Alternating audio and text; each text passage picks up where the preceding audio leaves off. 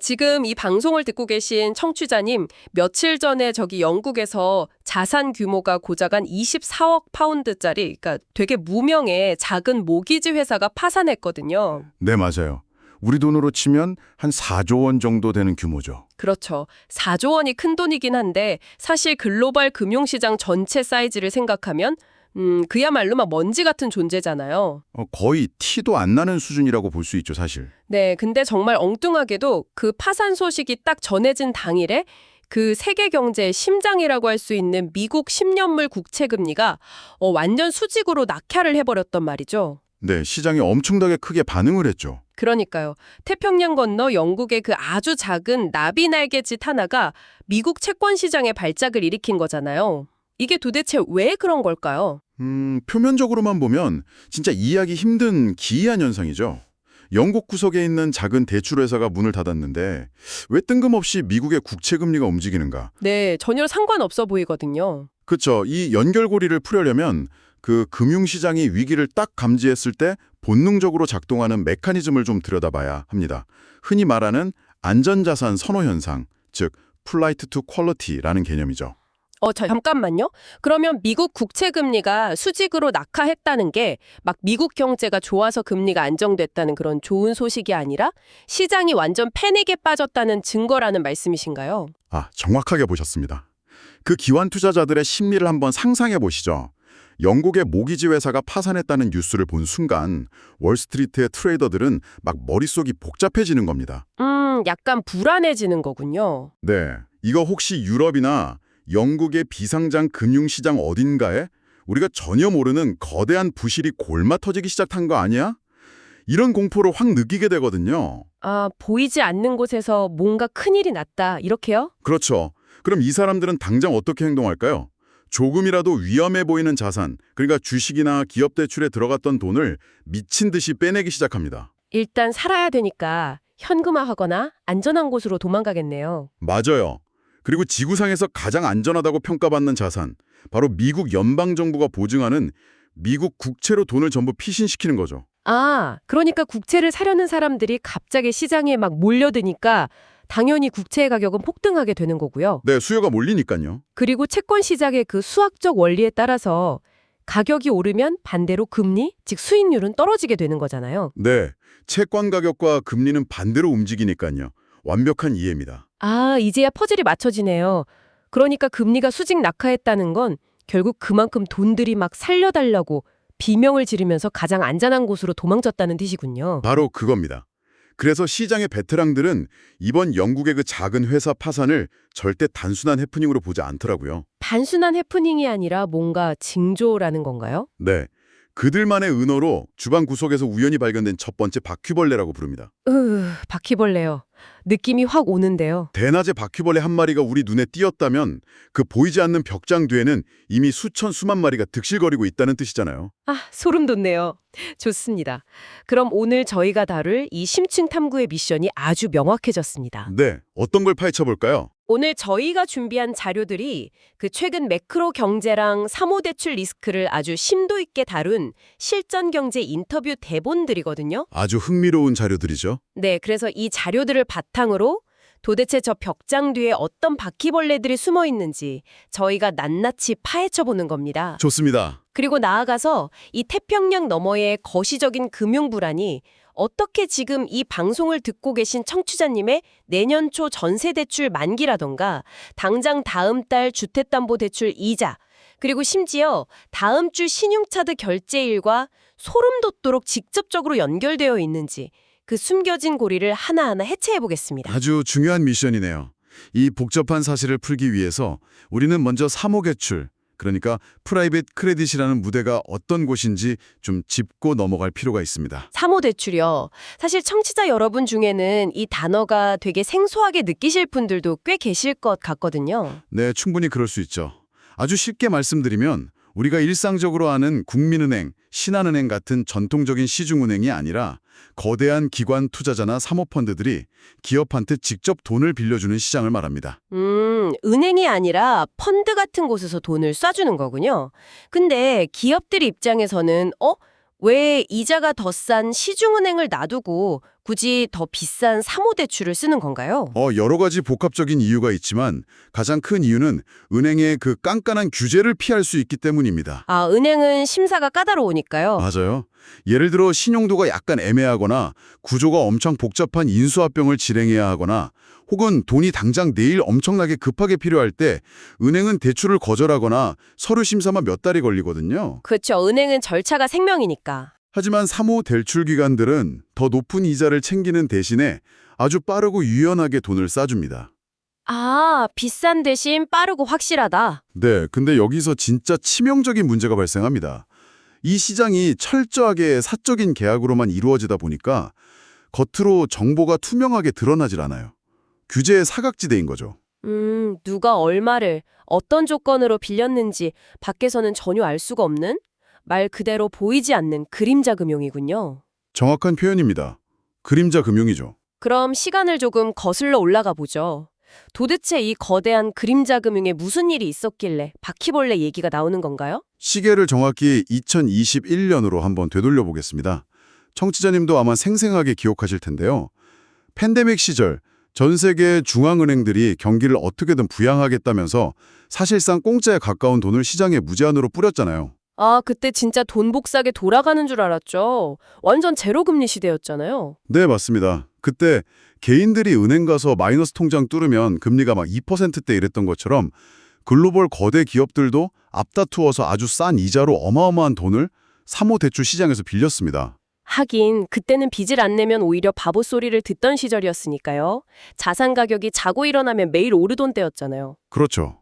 하지만 그 무분별한 돈풀기 후폭풍으로 통제 불능의 인플레이션이 터져버렸고 결국 미국 연준이 어떻게 했습니까? 2022년부터 물가를 잡으려고 0.5%, 0.75%씩 올리는 빅스텝, 자이언트 스텝을 막 밟으면서 금리를 수직으로 끌어올렸죠. 네, 그때부터 진짜 대출 있는 분들은 지옥의 시작이었죠. 여기서 우리가 진짜 뼈저리게 주목해야 할 팩트가 하나 나옵니다. 이 고통스러운 고금리의 긴축 시간이 벌써 만으로 3년을 넘겼다는 사실입니다. 3년이 넘었다는 게 그러니까 왜 하필 지금 영국의 대출 회사가 터지고 시장이 발작하는 이유가 되는 거죠. 시간이 꽤 지났잖아요. 아주 핵심을 찌르는 일무입니다. 그 비밀이 바로 사모대출의 만기 구조에 숨어 있거든요. 만기 구조요. 네, 보통 개인들이 받는 주택담보대출은 만기가 30년, 길면 40년 이러잖아요. 그렇죠. 평생 갚아나가는 거죠. 하지만 기업들이 쓰는 사모대출의 평균 만기는 놀랍게도 보통 5년에서 7년 사이입니다. 자, 이제 퍼즐이 좀 맞춰지시나요? 잠깐만요.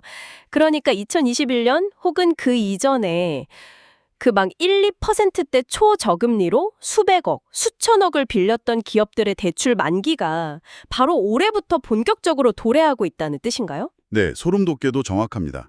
만기가 도래하면 기존 대출을 다 갚아버리거나 아니면 지금의 엄청나게 높아진 새로운 금리로 다시 돈을 빌려야 하는 리파이낸싱, 즉 차환을 해야 하거든요. 싼 이자로 쓰던 돈을 이제 비싼 이자로 다시 계약해야 한다는 거군요. 맞습니다. 실제로 이번 자료를 보면 작년 4분기를 기점으로 이 글로벌 사모대출 시장의 판도가 완전히 뒤집혀버렸습니다. 어떻게 뒤집혔나요? 전체 시장에서 3% 이하의 싼 저금리로 돈을 쓰고 있는 대출자보다 6% 이상의 고금리를 부담해야만 하는 대출자의 비율이 훨씬 더 높아진 겁니다. 와, 6% 이상이 더 많아졌다고요?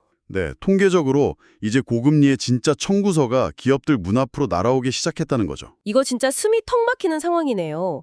그러니까 제 일상에 대입해보면 약간 이런 거잖아요. 제가 3년 약정으로 월 3만 원에 되게 싸게 쓰던 동네 헬스장 회원권이 있었어요. 네네. 근데 오늘 약정이 딱 만료가 돼서 재등록을 하러 룰루랄라 갔더니 사장님이 갑자기 정색하면서 오늘부터는 회원님 월 8만 원을 내셔야 합니다. 이렇게 통보하는 상황인 거잖아요. 완벽하고 정말 와닿는 비유입니다. 근데 저 혼자만 그런 게 아니라 전 세계 수많은 거대 기업들이 동시에 이 8만 원짜리 청구서를 받고 있는 중이라는 거고요. 그렇죠. 헬스장이 3만 원에서 8만 원으로 오르면 개인 지갑도 엄청난 타격을 입는데 그 단위가 만약에 수억 달러, 수십억 달러 규모의 기업 대출이라면 이야기가 완전히 달라지죠. 아, 단위가 다르면 총격도 다르겠죠. 이자 부담이 갑자기 2배, 3배로 뛰어버리면 그 기업이 물건 팔아서 버는 영업이익으로는 도저히 그 이자를 감당할 수가 없게 됩니다. 회사 안에 현금 흐름이 완전히 말라버리는 거예요. 그럼 여기서 제가 좀 되게 근본적인 의문이 하나 드는데요. 네, 말씀하시죠. 전문가님 말씀대로라면 지금 이자 부담이 두세 배로 뛰었고 그 무시무시한 청구서가 이미 기업들한테 날아오고 있다는 거잖아요. 네, 이미 도착했죠. 근데 왜 시장은 아직 이렇게 겉으로 조용한 거죠? 벌써 막 연쇄부도가 나고 파산 뉴스가 하루가 멀다고 쏟아져야 정상 아닌가요? 아직 우리가 체감하는 큰 위기는 없단 말이죠. 바로 그 모순, 그 폭풍전야 같은 고요함에 대한 해답이 이 사모대출 시장의 아주 은밀하고 기형적인 생존 방식인 PIK 시스템에 있습니다. PIK 시스템이요? PIK 말씀이신가요? 네, 영어로는 Payment in Kind, Payment in Kind의 약자인데요. 이걸 사전적으로 직역하면 현물 직업이라는 뜻이지만 지금 이 벼랑 끝에 몰린 금융시장에서의 진짜 실상은 이자를 외상으로 돌려막기라는 아주 무서운 뜻입니다. 이자를 외상으로 돌려막는다고요? 네, 아까 우리 오프닝에서 언급했던 그 파산한 영국 소형 모기지 회사의 장부 실태를 들여다보면 이 구조가 얼마나 지금 썩어 들어왔는지 단번에 알 수 있습니다. 자료에 그 내용이 있었죠. 그 영국 회사는 구체적으로 상태가 어땠길래 파산까지 간 건가요? 이 회사가 시장에 대출을 내준 총액이 12억 파운드였습니다. 그런데 나중에 파산하고 나서 장부를 싹 까보니까 그 대출의 담보가 되는 기초자산들 있잖아요. 네, 담보물이 있어야 돈을 빌려주니까요. 그 담보자산들의 실제 시장 가치가 3억 파운드에 불과했습니다. 네, 12억 파운드를 빌려줬는데 가치가 3억 파운드요. 그럼 무려 75% 가까이가 그냥 허공으로 증발해버린 거네요. 맞습니다. 완전히 녹아내린 거죠. 그러면 돈을 빌린 쪽에서는 당장 이자를 낼 현금도 없고 자산 가치도 폭락했으니 당연히 진작에 부도를 냈어야 정상입니다. 그렇죠. 배째라고 누웠어야죠. 그런데 놀랍게도 오랫동안 부도를 내지 않았어요. 겉으로는 멀쩡하게 굴러갔단 말이죠. 아니, 돈이 말랐는데 어떻게 이자를 매달 내고 부도를 막은 거죠? 마법이라도 부렸나요? 그 마법이 바로 방금 말씀드린 PIK를 쓴 겁니다. 당장 이자를 현금으로 낼 돈이 없으니까 돈을 빌려준 채권자한테 가서 은밀하게 이렇게 제안을 하는 거예요. 어떻게 제안하나요? 저기 이번 달 이자 100만 달러를 내가 현금으로 도저히 못 주겠으니까 대신에 내가 앞으로 갚아야 할 대출 원금에다가 그 이자 100만 달러를 얹어주겠다. 원금을 늘리겠다고요? 네, 그리고 나중에 만기가 도래하면 그 밀린 이자의 이자까지 복리로 쳐서 한꺼번에 원금이랑 갚겠다. 당장 이번 달 현금 이자는 면제해달라. 이게 바로 PIK의 구조입니다. 와, 잠깐만요. 그러니까 이걸 제 상황으로 또 생각해보면 이런 거잖아요. 제가 맨날 출근길에 들르는 동네 카페에서 아메리카노를 4,500원 주고 마시는데 오늘 깜빡하고 지갑을 안 가져온 거예요. 아찔하죠. 네, 그래서 사장님한테 가서 사장님, 저 오늘 4,500원 현금이 없어서 못 내니까 일단 장부에 외상으로 달아두세요. 제가 다음 달에 복리로 이자까지 두둑하게 쳐서 5,500원으로 갚을게요. 이렇게 하는 거랑 지금 완전히 똑같은 거잖아요. 놀라울 정도로 정확한 비유입니다. 당장의 현금 유출입은 단 1달러도 없는데 그냥 장부상의 숫자만 계속 늘려가는 거죠. 근데요, 전문가님, 저는 진짜 이해가 안 가는 게 하나 있어요. 어떤 부분이죠? 동네 카페 사장님은 제가 매일 오는 단골이고 제가 누군지 아니까 그래 내일 주겠지 하고 한두 번은 눈 감아준다고 쳐요. 네, 정으로 봐주는 거죠. 근데 저 피도 눈물도 없는 냉혹한 글로벌 금융시장에서 채권자가 미쳤다고 저런 외상장부를 허락해 줍니까? 당장 이번 달 이자를 못 낼 정도로 현금이 없는 망해가는 기업이면 당장 찾아가서 압류를 딱재 붙이든가 파산 처리를 해서 원금이라도 건져야지. 그걸 왜 냅두는 거예요? 그 질문이 바로 이 사모대출 시장이 감추고 싶어하는 가장 어두운 단면을 찌르신 겁니다. 이른바 연장하고 기도하기, extend and pretend라는 전략인데요. 연장하고 기도하기요? 네, 돈을 빌려준 대출기관 입장에서도 딜레마가 있습니다. 지금 당장 저 기업을 부도 처리하고 담보를 압류해버리면 어떻게 될까요? 아까 그 영국 회사처럼 자산 가치가 12억에서 3억으로 폭락한 게 세상에 드러나잖아요. 그렇죠. 경매로 넘어가면 가치가 다 뽀록 나죠. 네, 그러면 대출기관은 당장 자신들의 올해 재무제표에 그 엄청난 손실을 확정지어서 기록해야 합니다. 내 장부에도 마이너스가 찍히는 거군요? 맞습니다. 그럼 자신들이 운영하는 펀드 수익률이 곤두박질 칠 거고 거기에 돈을 맡겼던 전 세계 투자자들은 당장 내 돈 빼내겠다고 아우성을 치며 달려들겠죠. 펀드 매니저들은 목이 날아갈 거고요. 와, 이거 진짜 소름이네요. 그러니까 돈을 빌린 기업이나 돈을 빌려준 대출기관이나 지금 둘 다 당장의 그 끔찍한 현실을 장부상으로 손실 확정짓기가 너무 싫은 거네요. 정확합니다. 쌍방의 이해관계가 맞아떨어진 거죠. 그래서 서로 테이블 밑에서 윙크를 딱 하면서 시한폭탄 돌리기를 하고 있는 거군요. 야, 네가 이번 달 이자 낸 걸로 내가 장부에 쳐줄 테니까 대신에 우리 둘 다 맘했다는 이 사실은 시장에다가는 절대 비밀로 하자. 이렇게요. 네, 완벽한 요약입니다. 그렇게 서로 장부상으로만 손실을 숨기고 꾸역꾸역 시간을 벌면서 매일 밤 기도만 하고 있는 겁니다.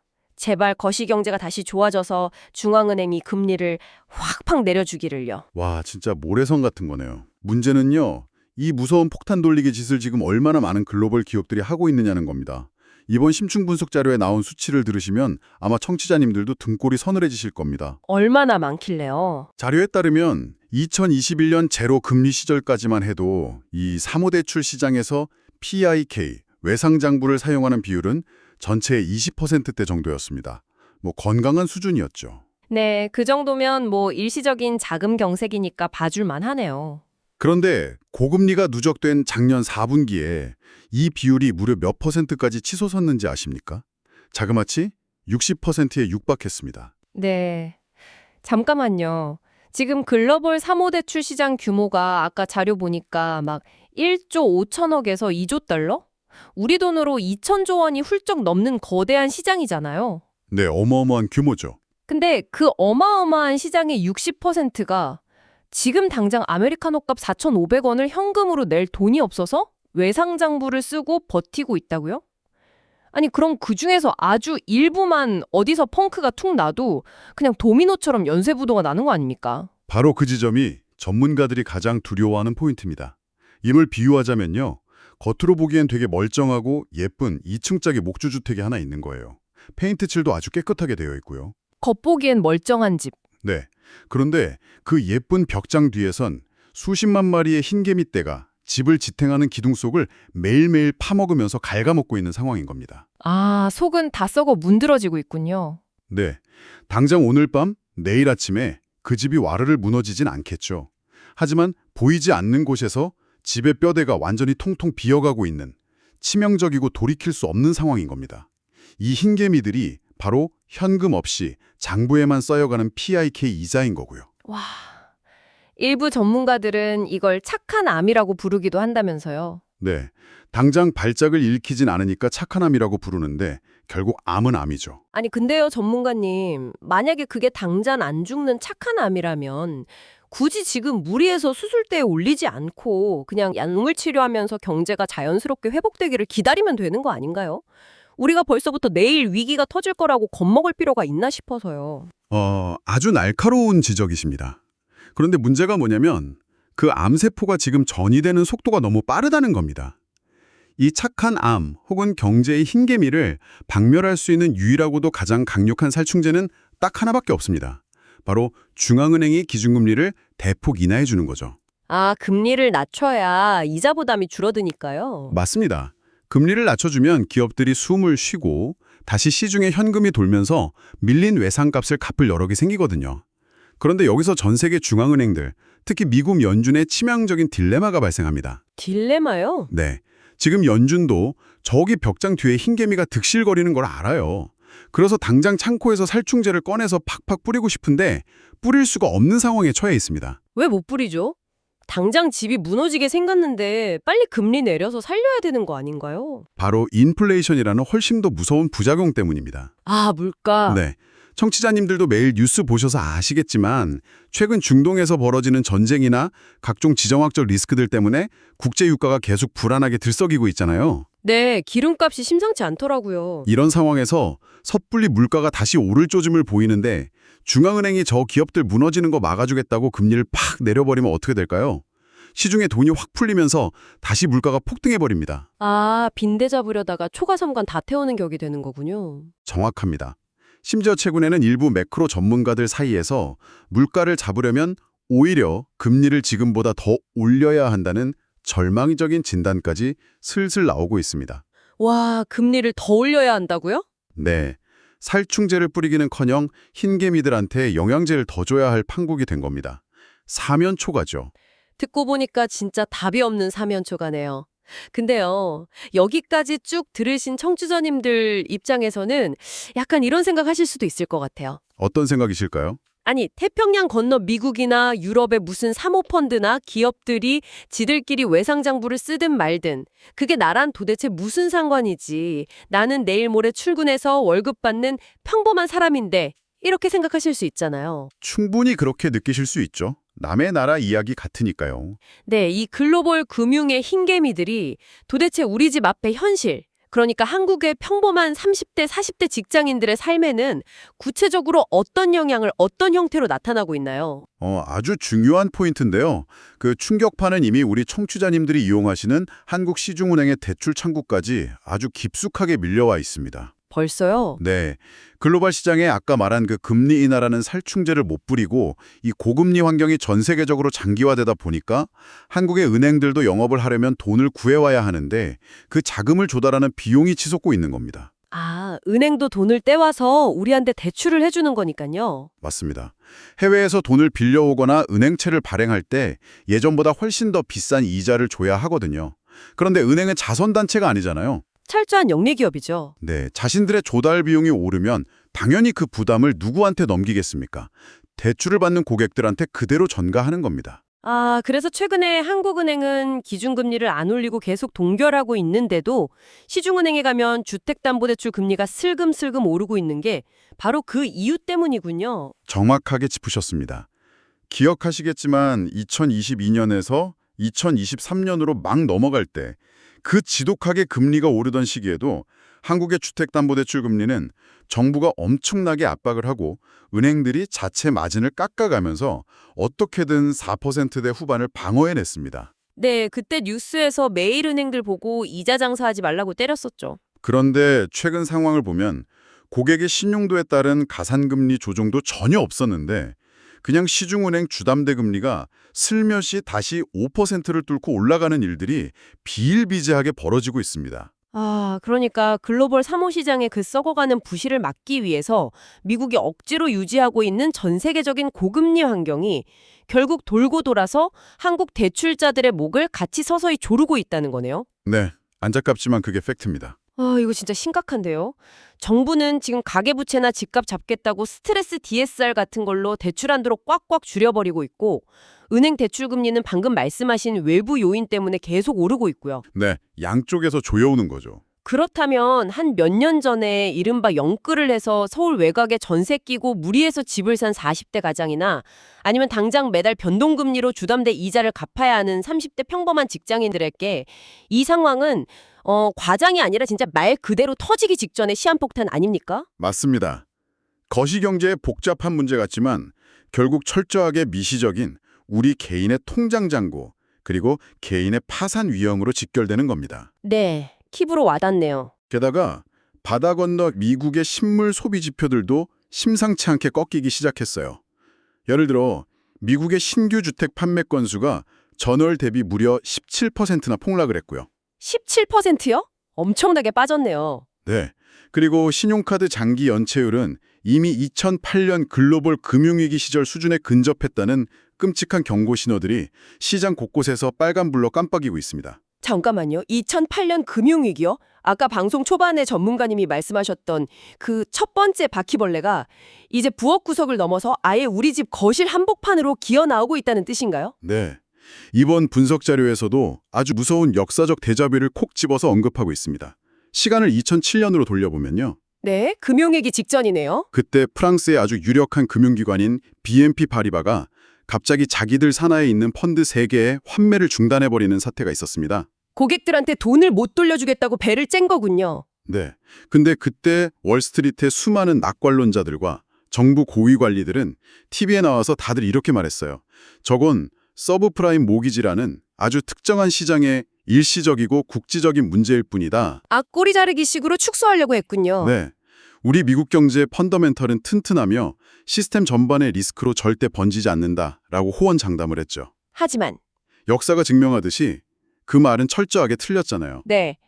비극적이게도 정확히 1년 뒤에 리먼 브러더스라는 거함이 파산하면서 전 세계 경제가 완전히 붕괴해버렸죠. 정말 소름 돋는 평행이론이네요. 제가 지금 당장 내일 위기가 터지니까 달을 도망치시라고 공포를 조장하는 게 절대 아닙니다. 다만 그때 2007년과 너무나 흡사한 패턴, 즉 보이지 않는 곳에서의 거대한 부실 누적과 그래도 우린 괜찮을 거라는 시장의 자기 기만이 지금 똑같이 반복되고 있다는 걸 명확히 인지하고 대비해야 한다는 겁니다. 네. 오늘 대화를 쭉 정리해보니까 저희가 오프닝에서 던졌던 그 첫 질문에 대한 답이 아주 명확해지네요. 네, 어떤 결론에 도달하셨나요? 영국의 그 작은 모기지 회사 파산은 결코 재수가 없어서 일어난 우연한 사고가 아니었습니다. 2,000조 원 규모의 거대한 사모대출 시장 전체가 지금 당장 낼 현금이 없어서 장부로만 이자를 돌려막는 그 PIK라는 흰개미떼에 엄청나게 갉아먹혀 있고 그 한계점에 다다른 아주 약한 고리 하나가 그냥 먼저 툭 하고 끊어진 것뿐이군요. 완벽한 통찰입니다. 그렇습니다. 그리고 이 흰개미떼가 결국 연쇄 폭발을 일으키면서 글로벌 경제라는 집을 무너뜨릴지 아니면 아슬아슬하게 통제되면서 다시 회복기로 접어들지 결정짓는 것은 결국 살충제, 즉 금리의 향방입니다. 결국 금리가 모든 걸 쥐고 있네요. 그런데 그 금리를 결정하는 건 역설적이게도 경제 논리만이 아닙니다. 중동의 포탄이 어디로 떨어지는지, 산유국들이 자기들 이익을 위해 유가를 어떻게 통제하는지 같은 그런 거대한 정치와 지정학이 미국의 인플레이션을 결정하고요. 네. 그게 다시 전 세계의 금리를 좌우하는 아주 거대하고 촘촘한 사슬 구조 속에 우리가 꼼짝없이 놓여 있다는 걸 잊으시면 안 됩니다. 와, 진짜 모든 게 다 연결되어 있네요. 그래서 오늘 이 심층 탐구를 끝까지 들으신 청취자님들께 제가 아주 실용적인 당부를 하나 드리고 싶습니다. 어떤 당부시죠? 뭐는지를 꼭 한번 확인해 보시기 바랍니다. 아주 좋은 액션 플랜이네요. 네, 왜냐하면 지구 반대편에서 벌어지는 그 분쟁이 기름값을 밀어올리면 미국은 살충제인 금리를 절대 내릴 수가 없고요. 그 국제유가라는 숫자 하나가 결국 돌고 돌아서 청취자님의 다음 달 주택담보대출 이자랑 신용카드 명세서에 찍힐 부담액을 다이렉트로 결정한다는 사실을 꼭 기억하셔야 합니다. 맞습니다. 경제를 아는 것은 곧 나의 생존, 나의 지갑을 지키는 일이니까요. 네, 거대한 거시경제의 숫자나 막 사모대출, PIK 같은 낯선 금융용어에 절대 압도당하지 마시고요. 그 멀어 보이는 현상들이 도대체 내 지갑과 어떻게 연결되어 있는지 계속해서 비판적인 질문을 스스로 던지셔야 살아남을 수 있습니다. 전적으로 동의합니다. 자, 그럼 오늘 심층 탐구를 슬슬 마무리하면서 오늘 다룬 자료에는 직접적으로 없었지만 청취자 여러분이 오늘 밤 곰곰이 생각해 보실 만한 도발적인 질문을 하나 던지고자 합니다. 네, 기대되네요. 오늘 우리는 겉으로는 되게 멀쩡해 보이지만 속으로는 현금 한 푼 없이 외상장부를 쓰며 아슬아슬하게 버티고 있는 사모대출 기관들의 현실을 파헤쳐 봤습니다. 그렇다면 오늘 밤 여러분이 매달 월급에서 꼬박꼬박 붓고 있는 국민연금이나 여러분의 소중한 퇴직연금 펀드 중 과연 얼마만큼의 비율이 저 보이지 않는 외상장부에 투자되어 있을까요? 그건 정말 뼈 때리는 질문이네요. 그러니까요. 전통적인 채권 이자율이 너무 낮다고 해서 기관들이 더 높은 수익률을 쫓아 저 위험천만한 그림자 금융으로 우리의 노후 자금을 밀어넣고 있는 것은 아닐까요? 내 노후 자산의 일부가 저당 잡혀서 저 흰개미들과 연결되어 있지는 않은지 오늘 밤 여러분의 퇴직연금 포트폴리오를 한번 깊이 들여다보시길 바랍니다. 과연 우리는 안전할까요? 아주 묵직한 여운을 남기는 질문이네요. 네, 오늘 깊이 있는 분석 너무 감사드리고요. 저희는 다음 심층 탐구에서 더 날카로운 주제로 돌아오겠습니다. 함께해 주신 청취자 여러분 감사합니다.